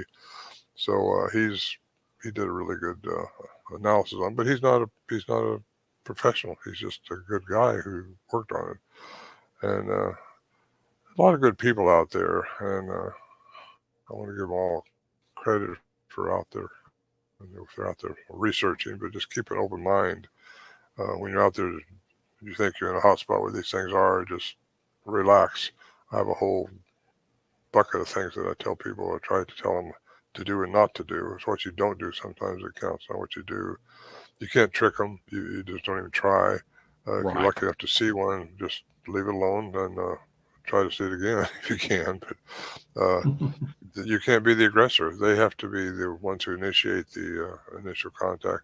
You hear a strange sound or something like that, don't jump up and down and shine your flashlight out there, because that'll get rid of them real quick. Just be still. And we learned to do that in '74. That's why they got so close to us that night. Just then try to control your fear. That's the hardest part right there, because a lot of people want to get up and jump around. But a lot of people think we just backed our truck up someplace and record these things. But it's imposing to get in there. And if you know no human's messing with you and no human can be around, then you may have something. But again, just be still and get your vibration frequency. Be happy. Make sure you're with somebody else that has the same attitude that you do, and that's a no kill, because we never thought we'd kill them unless we had to. We wasn't going to shoot at them. I don't know we could have downed one anyway. I just don't know, because if they might be able to dodge the bullet. I don't know. Yeah. Well, you got the Fred Beck story of Mount St. Helens. And he swears up and down he shot this thing and it fell and couldn't got away, but it wasn't there when he went to look for the body. And just a lot going on. Why we haven't found remains is what most people wonder, and why we didn't get a picture. A lot of people wonder. The remains, I think, a lot of giant remains have been found in North America and all over, but they're all confiscated because it destroys the narrative of the government, which doesn't want these things exposed for some reason. And I think it's because if the DNA is exposed, they're going to see. And you got a couple of physicists that exposed it, but they're thumbs down by the scientific community because it's got a human component to them. Mitochondrial DNA has got human in it. Yet the nuclear DNA, which that's the male counterpart, by the way, it's not in the gene bank. 227 billion samples, and they can't match it anywhere. So therefore, the whole thing is kaboom. You know, no credibility at all because of that. It has to fall. If it isn't in there, it just can't be. That's the reasoning behind it, which is pretty narrow-minded, I think. And anybody that doesn't want to reach into this and really study it is just being narrow-minded. And that's pretty much how I like to leave it. But if anybody wants my CDs, I got 2 CDs out with narration. I narrate one of them. Jonathan Frakes, Star Trek, he narrates the other one. One of them's Al Berry's story with the aggressive sounds in it, narrated and put in there. And then Mine is my interaction with them, the wood knocks. We call it wood knocks. I've never seen them knock on trees, but the rhythm that they had sounds just like a tree knock. And the rocks, they pop rocks too together, same rhythm. But you'll hear them back and forth, like the whooping sounds too. A lot of whoops, they'll whoop with different Uh-huh. intonations. I think the whoops are singling one of the others. 'Cause that's how they start out before they start really chattering, is they'll do that stuff to see what you're going to do. And Bill and I learned just to be still, don't do anything. We just kept fixing our food around the stove there, and they came in closer. So you can't make it You happen; know, just let it happen. I think this is something which you're saying is very important. And I know that whenever Larry and I take people out in the woods, for one thing, we try to eliminate the human factor. And we tried to go deep enough in the wilderness that where humans aren't at. But whenever activity starts ramping up, one thing we try to teach people is to control your fear and do not react. Do not do head jerks if you hear something behind you. If something gets thrown in to your camp, don't react, because it almost, to me, it seems like if they don't get a reaction, they'll move in a little bit closer, and Very true. that may give you the opportunity to Hmm. to actually see one with your own eyes. That's true. That's good advice. Yeah. Don't shine white lights. They don't like Yeah, white flashlights. yeah, We had amber lanterns and amber glow to our fire, and that's all we had around the camp. When you shine lights out there, which we did, that gets rid of them just like that. And right. I think the white light probably blinds them a little bit, just like it does us, you know. And that's they don't want to be. They don't want that to happen. Plus, they don't want to be seen. Yeah, Again, I think there's a reason they're staying restricted. They keep themselves hidden. I think possibly when they're in our dimension, they're also living underground. Uh, that's another theory I have. Is a lot of history of different cultures living underground. There's a lot of caves over in uh-huh, Turkey and those places like that where whole cultures have lived underground. So they could be underground, and in cave systems. There's cave systems all over the world, and uh, it's a theory.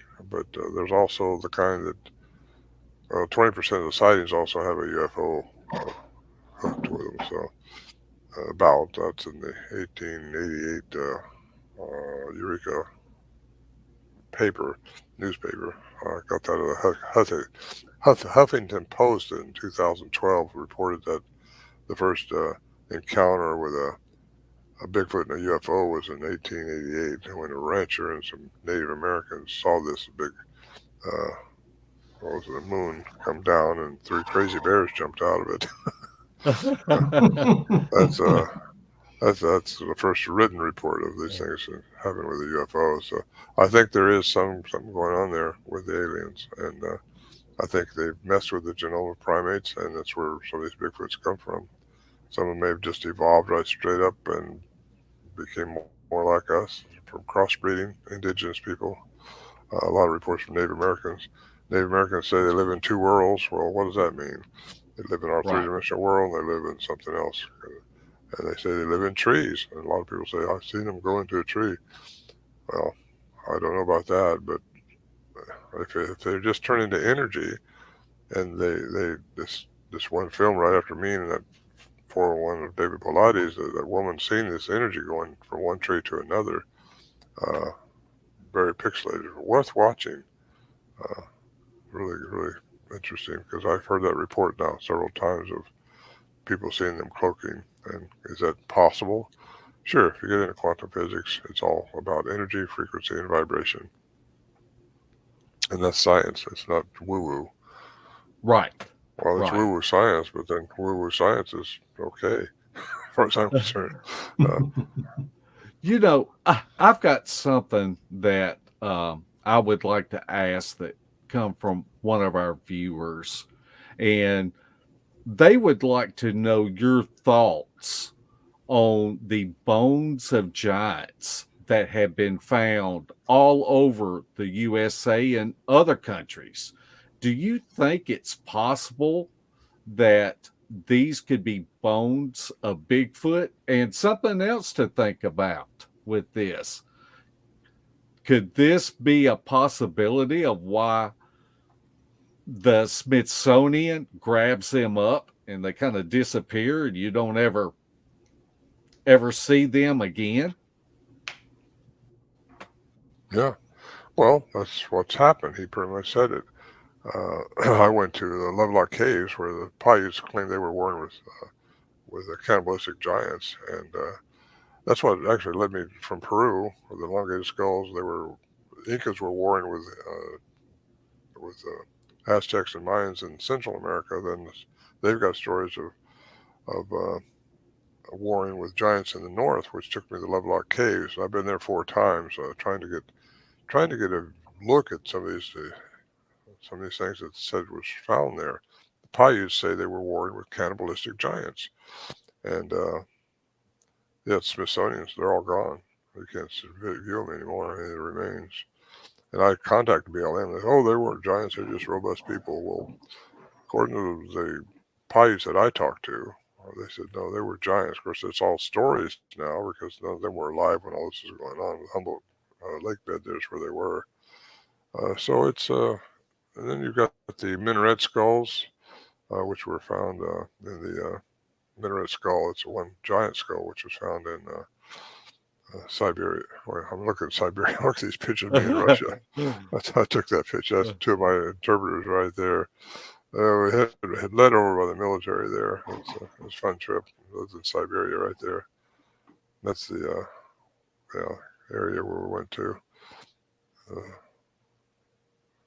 was a fun trip. Brings back some good memories.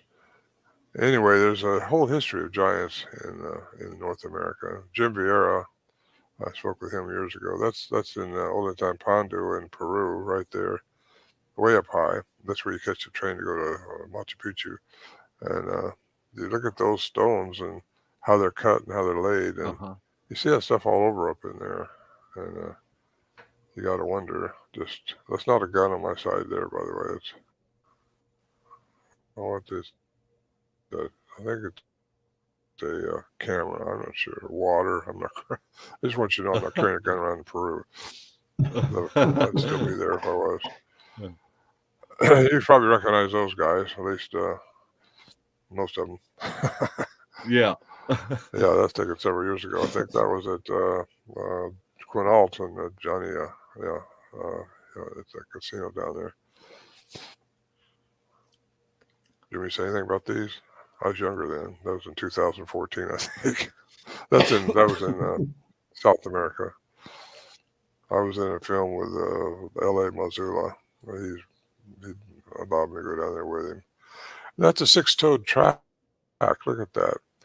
Yeah, that's found amazing. Not far from our shelter, our campsite, just a few miles away. This Native American little bear, he cast it. He said there was 4 of them, 2 rights and 2 lefts along this area where he'd been doing his spiritual. Anyway, 6 toes. That's me, and that's by the way, the little specks way down at the bottom, those are people. Wow. That's a huge, huge area right there. And those boulders that you seen earlier, those little specks down there are people too. Those are those boulders right there. Look, there's 3 layers. They're still uncovering more to this day, I think. Now, why do they put those things up there from miles away? That's me, L.A. Missoula, Brian Forrester, and the videographer who's passed away now. That's Greg Berry and me. That's Al Berry's son. We were spreading his ashes out over, that's Mount Shasta behind us there. Wow. And that's where Al Berry was wanted to be. That's a handprint. I sent you all. Did I send you all these, or did you dig them up? I dug them up. That's a handprint. We buried some meat. We left some meat out that was tainted, and found it buried next day under that mound right there. That's a Bigfoot handprint. That's me, obviously, with my iconic hat on.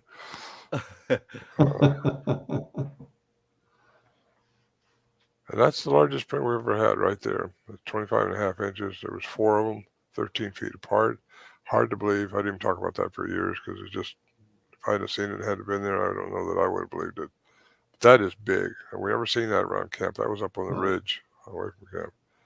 That's just something that was, I found on the internet. That's another big print that kind of matches what we had, showing that there's a history of giants on this planet. And it shouldn't be hard for people to believe. I mean, it goes all the way back into biblical times when giants were here. Right. There's a group of guys for you. I know them all.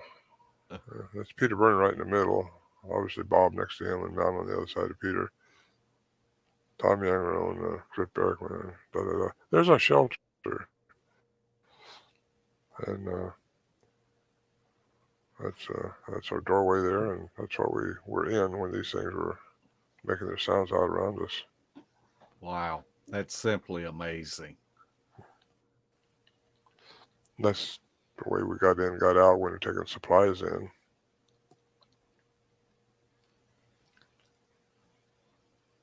Fun memories here, you guys. Oh, that's Joe Taylor. That's when we were, he was forming the skulls, those elongated skulls. I'm helping him a little bit there. Photoshop. It's not Photoshop, but photo shoot. Yeah. That's an airplane, one of my airplanes I had, twin engine Skymaster.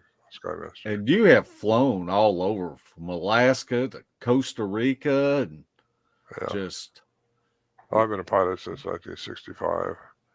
And that's obviously Jeff and John and Igor and a couple others. Dr. Igor.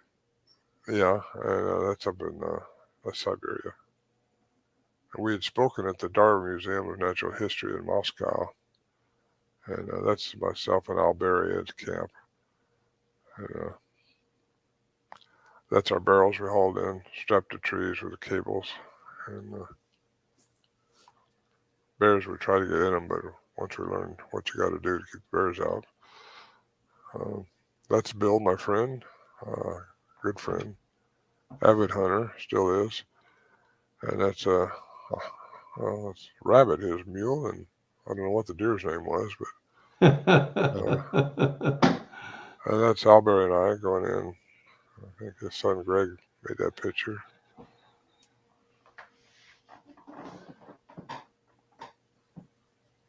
There was a good question from Donald Fuller. Okay, go ahead and ask it, Larry.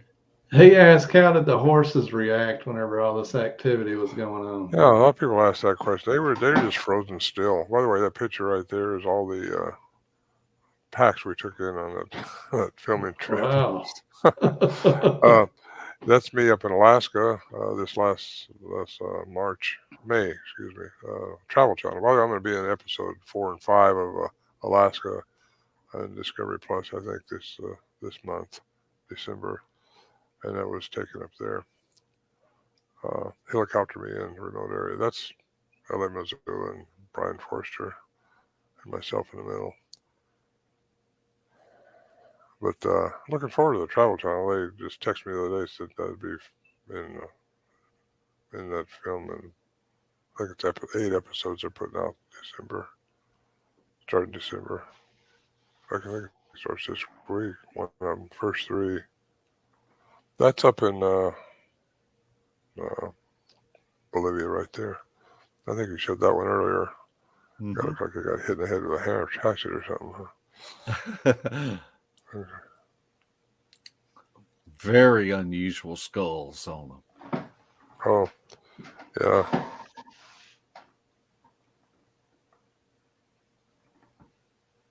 I was Is down that there in picture 2000. there from a musamuseum where they've got it displayed? It was a little museum. Yeah, they actually dig those out and I forgot what they call them.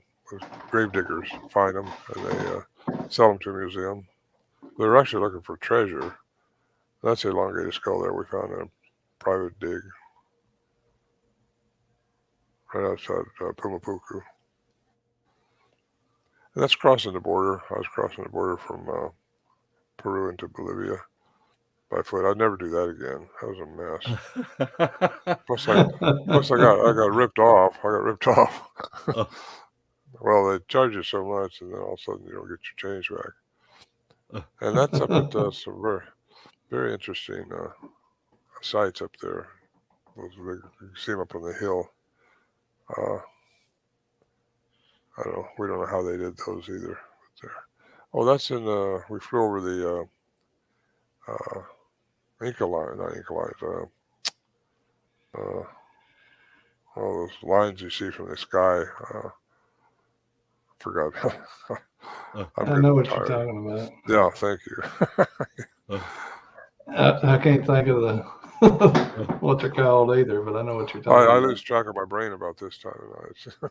Me too.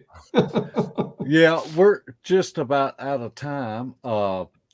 And we probably got time for a couple of questions. And here's a good one from Hilton.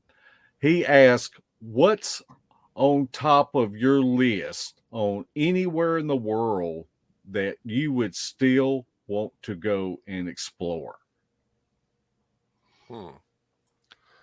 That's a good question. I've been to some of them I'd like to go back to because I've been to a lot of them. Been in Nepal. Let's see. You know what's top of my list? I don't know. I've done pretty much everything I've ever wanted to do. If I wanted to do it, I'd just go do it. And top of my list. I'd still like to go to Africa. Not Africa, but Australia. Excuse me. A lot going on in Australia. The indigenous people there got a lot of stories. That's what Hilton wanted to hear. Things have been seen over there. That's where he's from. It's not that area. Down, go down. You down know, under. You kind of talked about this about good batteries that all of a sudden just die and for no explanation. And we have had that happen with us, and having, 2 or 3, 4 of us together, and all of our batteries on different types of instruments, they just go dead. And that's what I believe Can Squatch is referring to. Did you ever have the batteries in your recorders unexpectedly drain or lose energy? Yes. In fact, I think Al Berry mentions that in the first CD that I produced. He put it off as a cold weather, but now we've got to wonder because there's a lot of reports like that. Scott Nelson got reports like that. Him and I were up there when all of a sudden this strange storm just kind of encompassed us up there, and all his batteries were dead. He took enough batteries up there to send off a spaceship. I don't know. But it happens a lot. There's something going on with these things in energy, and I mean, I know I'd say it, but I think they need energy to do some of the things they do. I'm not sure if they take the energy out of your batteries to recharge themselves or what they're doing with it, or if they just don't want you to record them. But they have that attribute to do that. At least the ones we encountered does. They have drained our batteries. And that's why we have seen that all over this country where we have been and had that happen to us. And that's a whole new, that's a whole new show, and we could talk about it for 4 hours and still not have answers. Well, that's what I mentioned about the 2011 when I put my tape recorder. I heard this chattering going on. A brand new lithium battery I put in is dead, wouldn't record, and that's just not supposed to happen. I bought it just so I'd have a fresh battery up there. I checked it out earlier that evening and it worked, but then when the sound started happening at 10 o'clock that night, it wouldn't work. And that's just strange. A lot of strange. Just keep your head open for the strangeness, because a lot of strange things are going on, and things you don't see. We live in a 3-dimensional world, and there's more dimensions out there. Just know that. Know there's things around you right now probably that you just can't see. Energy forces, energy things. Okay, Wonder Woman asks, have you seen orbs or laser type lights on your Yes, expeditions? yes, yes, definitely. Orbs are very common. I was up at Joe Yeah. Hauser's Montana Vortex. He's a good friend of mine, and we took pictures. He said, "Just snap your camera out here." And you snap out in the dark where you don't see the orb, but then the camera will pick up the orb. Sometimes you see the orb yourself, but sometimes you don't. I think they're just a form of energy. And that light bar that went by us in 2016 up there when we were by our tent at camp, that had an intelligence behind it. It was just floating through the trees. I mean, it wasn't a light, it wasn't an orb. It was a light bar, like a Star Wars saber. And we watched it for several seconds. I mean, it wasn't like a flash. It just strolled by us like it just, what's it's all about. You don't know what to think about that. You don't know Yeah. where to put it. You know, is it going to come get you? What's it going to do? Uh, you don't know. And it just looked concerning. Again, they were just a pea shooter. And I like to take a lot of, I do that because, well, I got a hat band made out of a 9.5-inch rattler. 9.5. His rattlers are 9.5 rattlers. It's 52 inches long. And those things can hurt you. They can mess up your day. Yeah. And they can certainly frighten a horse. And, you know, this guy earlier, when he asked about what our horses did, our horses are just calm, or I mean, they were attention, like they were at attention, horses, you know, when these Bigfoots were making their sounds. Now, a bear would come around, they wouldn't like that at all. They'd start tromping and everything. So there's a difference. They know, I mean, I don't know if these things can control what the reaction is of horses or if they can entangle them or something, because if you get on the right vibrational frequency, you can entangle something. That's where mind speak comes from and stuff like that. And that's how birds and fish will school together, birds will flock together. You see all that happening, but you never think about it. But they're not talking to each other, you know. They're on the same frequency. They all know what they're collective. That's what we're supposed to be. We're supposed to be part of a collective consciousness, and we all are. We just haven't realized it. So when you realize it through your pineal gland, which is a receptor inside your brain, you get your heart and your mind in coherence with each other. Get all that working together, you're gonna have a good life. Yeah. There. I got that part out, didn't I? Okay. I think we got time for one last question. And Shane Carpenter from Ozark Mountain Sasquatch asks, if someone were to hear samurai chatter close to them, in your opinion, how should they act? I think they just be still. That's why I recommend anybody just be still. Yeah. And just don't react. Just try not to react. Try not to be afraid. Just let them mess with you, because that's what they're doing. They're messing with you. Yeah. And just don't let them get away with it. Just don't show fear. Don't show lights. Don't jump up and down. Don't do all that stuff that most people do. And if you really want to have them come closer to you, that's how it happens to us. And so a lot of people say they hear the samurai chatter, and they're not recording it, but they're out there in the woods. All of a sudden, it starts happening, and they know nobody else is around. This chatter is really rapid; it's so fast. So their brain's a lot bigger than ours. Well, what I'm going to do in the morning after this stream is processed, I'm going to pin at the top of the comment section Ron's website and where you can go and purchase his books. You can get it in digital. You can get it in in audio. And so, why don't you tell us, Ron, a little bit about your books? Well, I just have two. I wrote my chronicle called Voices in the Wilderness, and it's my 40 years at the time I wrote it. Encounters with these things, what I've been through, and stuff like that. And that's basically my chronicle. It comes with a download, and that's not it. But it comes with a download link so you can hear the sound that I'm talking about when I get to the context of it.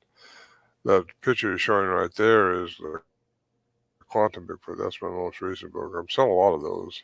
And the CD, that's the first one I produced right there. You don't have a picture of the other one, but I produced 2 CDs. You can buy those in a combo. They're all downloadable. All the stuff's downloadable, or you can get the hard copy of the books.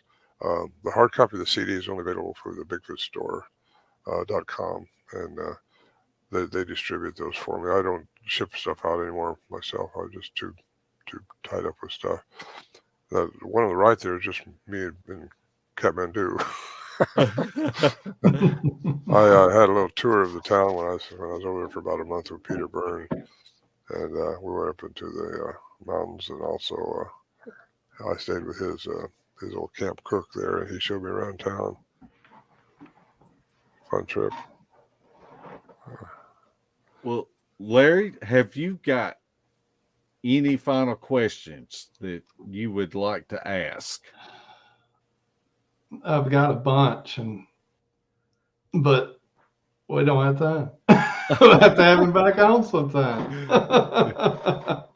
Because we didn't get too deep into the Quantum Bigfoot. Yeah, that's a whole show right there. Definitely. And like I said at the beginning of the podcast, I was fortunate enough to be able to listen to Mr. Morehead's presentation at the Smoky Mountain Bigfoot Conference, and I was just glued to it. And Thank you.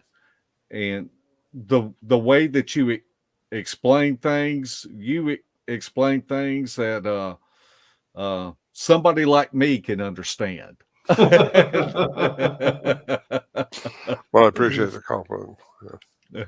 I try to, because I basically bring the science into it, because most people can get their head around quantum physics that easily, and it's not easy. But once you realize that we only see with a certain perception, and that there's more going on, and you realize that that's really a science. It's not my imagination, or somebody's imagination, but we create our own environment. You create things without knowing it. It's easy to say, "Oh, I got this cancer." Well, yeah, if you got it, because you're saying you got it. Well, a lot of things can be eliminated if you can get your vibrational frequency right and start talking the right way. A lot of what you say is very, very, very important. Language is extremely important, and you got to say what you want, not what you don't want. Right. Yeah. Well, we want to thank Robin Ward and Robin Griffin for showing us some love tonight and helping us out with our channel. And I just would like to give you this opportunity, Ron, just to leave us with any final thoughts you might have. Well, thank you. I've been trying to do that, thinking I was going to get cut off in a minute. I've been throwing those little thoughts in.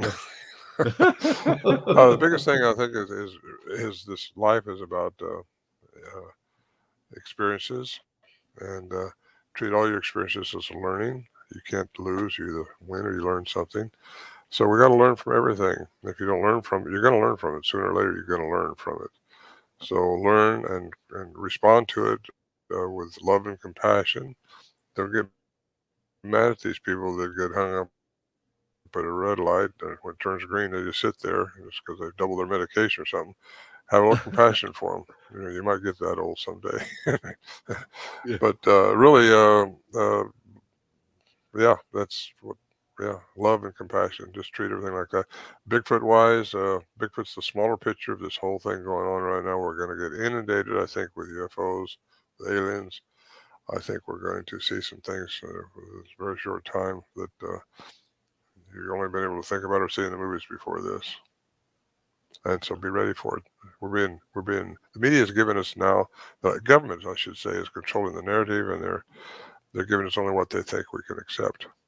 Yeah, and what we I can agree. handle. There's so much more going on that they're not telling us, and it's just be ready and know who you are as a human being. You're very special.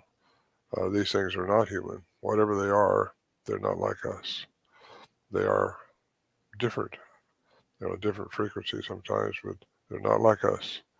We're special. We're made in the image of something very special, and I think that's important for us to know who we are as human beings. Those are words of wisdom. Yep. Larry, do you have any final words you would like to say? I'd just like to thank Mr. Ron Morehead for coming on here. It was great talking to you and hearing your firsthand account of what happened and all the things you've been up to since then. And I wish you well from this point on. And hopefully we'll have you on Well, thank again you, and we Larry. can I get appreciate more it. in depth for the Quantum Bigfoot, because it interests me, because the questions that we seemingly don't have answers to, your theories answer a lot of them. I think they do. That's what keeps me I on do it, because too. it's what I came up with after all these years of doing this and talking to so Yeah. many people. It's just putting the dots together and trying to Yeah. get a picture and give it to people so that they can understand it and understand it, really. Keep an open Yeah. mind. That's the biggest thing right there, because it's hard to do that when all you can really believe in is what you see. Well, the Bible says faith is a substance of things hoped Yeah. for.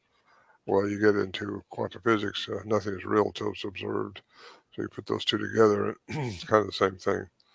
So my book is basically bringing science and spirituality back together, because we're all spiritual, whether you like it or not. We're all energy going to pass on to something else. Yeah. And just be okay with yourself before that happens.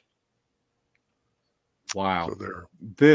This has been just such a fantastic podcast, and what a honor it is to be able to talk to you again. And I know I can speak for Larry that we consider you a pillar in this community, and we are just honored to stand on your shoulders. Oh, you humble And me, Mark. You humble me.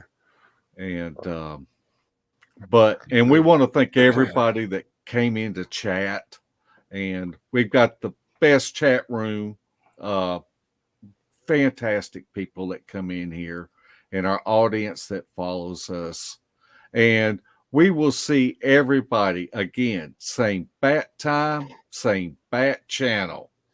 Night night, footers. Beast TV would like to welcome all of our new Facebook members.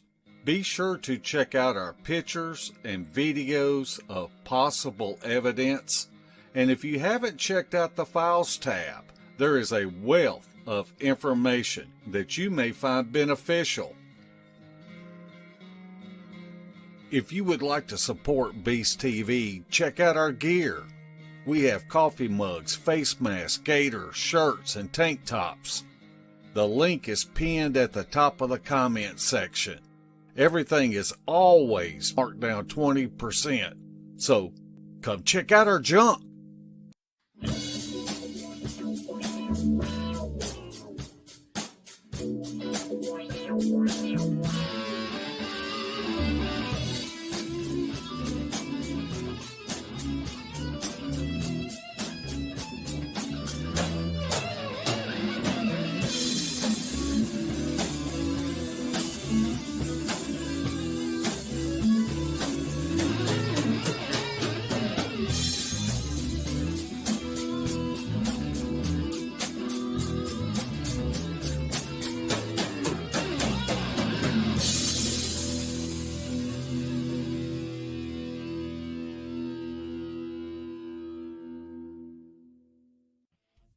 This has been a Sawdust production.